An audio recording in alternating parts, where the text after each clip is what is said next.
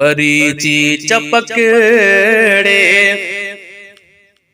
हलण याद आयो। अमड़ जो कुछड़ ते खणण याद आयो।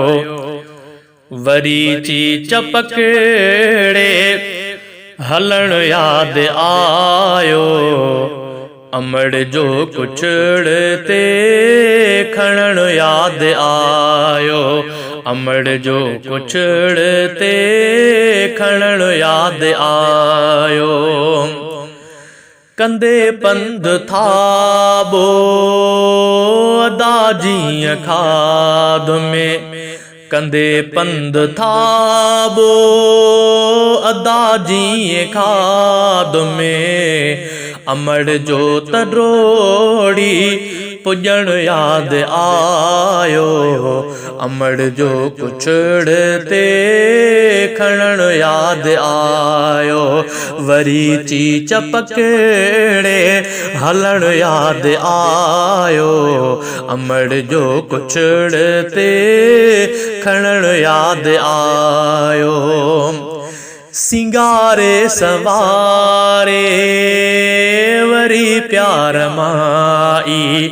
सिंगारे सवारे वरी प्यार माई।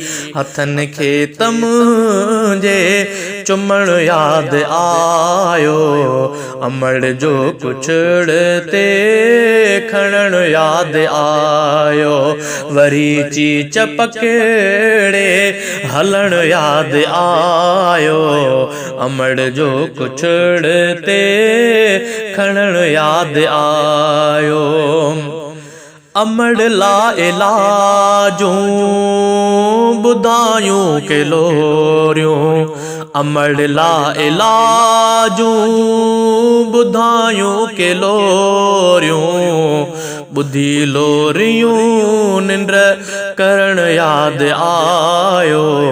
अमड़ जो कुछड़ ते खणण याद आयो। वरीची चपकेड़े हलण याद आयो।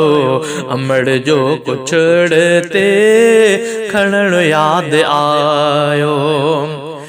ॾिठाई जे बीमार रोई ॾिनाई। ॾिठाई जे बीमार रोई ॾिनाई। अम्मा जी अखियुनि जो वसण याद आयो। अमड़ जो कुछड़ ते खणण याद आयो।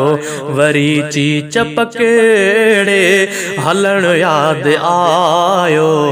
अमड़ जो कुछड़ ते खणण याद आयो। ॾिसी हू त ठरंदी हुई रोज़ मूंखे। ॾिसी हू त ठरंदी हुई रोज़ मूंखे।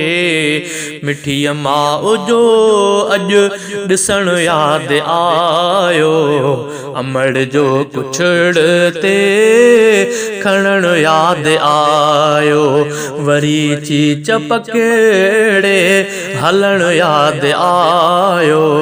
अमड़ जो कुछड़ ते खणण याद आयो। सॾींदी हुई मूंखे लक़बन सां आबिद। सॾींदी हुई मूंखे लक़बन सां आबिद। मिठा माखी मिसरी चवण याद आयो। अमड़ जो कुछड़ ते खणण याद आयो। वरीची चपकेड़े हलण याद आयो। अमड़ जो कुछड़ ते खणण याद आयो। अमड़ जो कुछड़ ते खणण याद आयो।